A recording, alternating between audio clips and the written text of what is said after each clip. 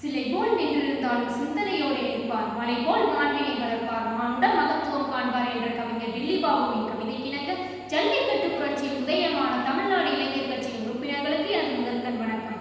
எல்லோருடைய வாழ்க்கையும் வரலாறு ஆவதில்லை, வரலாறாய் ஆனவர்கள் தனக்காக வாழ்ந்ததில்லை என்ற பொன்மொழிக்கு என்றென்றும் எடுத்துக்காட்டாய் விளங்குபவர் டாக்டர் ஏபிஜே அப்துல் கலாம் ஐயா அவர்கள்.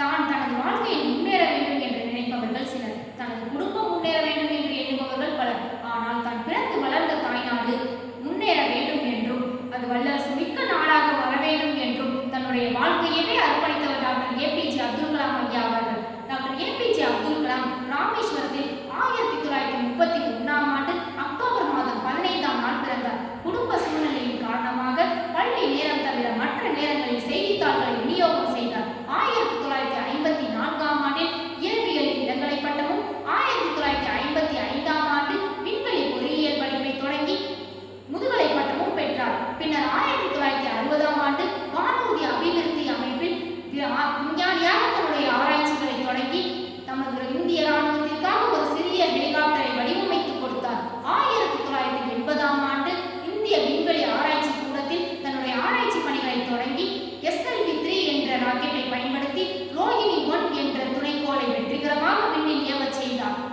இவருடைய செயல்களை பாராட்டிய மத்திய அரசு 1981ஆம் ஆண்டில் பத்மபூஷன் விருதும், 1990ஆம் ஆண்டில் பத்ம விபூஷன் விருதும், 1997ஆம் ஆண்டில் பாரத ரத்னா விருதும் வழங்கி கௌரவித்தது. அது மட்டுமல்ல, 2002ஆம் ஆண்டில் 11வது குடியரசுத் தலைவராக தேர்ந்தெடுக்கப்பட்டு 2007ஆம் ஆண்டு வரை சிறப்புடன் பணியாற்றி மக்களின் ஜனாதிபதி என்ற பெயரால் அனைவராலும் அன்போடு அழைக்கப்பட்டார்.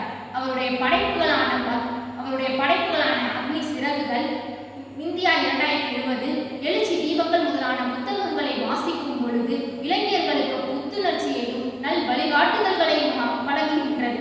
அது மட்டுமல்ல, ஒரு மனிதனின் பிறப்பு சம்பவமாக இருக்கலாம், ஆனால் இறப்பு சரித்திரமாக இருக்க வேண்டும் என்று கூறிய அப்துல் கலாம் அவர்களின் பிறந்த நாளான அக்டோபர் 15ஆம் நாளை உலக மாணவர்கள் தினமாகவும் தேசிய இளைஞர் எழுச்சி நாளாகவும் ஒவ்வொரு ஆண்டும் கொண்டாடப்பட்டு வருகிறது.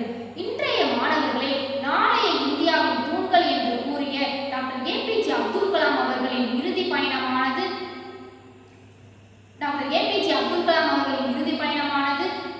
ஜூலை 27ஆம் நாள் 2015ஆம் ஆண்டு மாணவர்கள் முன் பேசியபடியே முடிந்தது.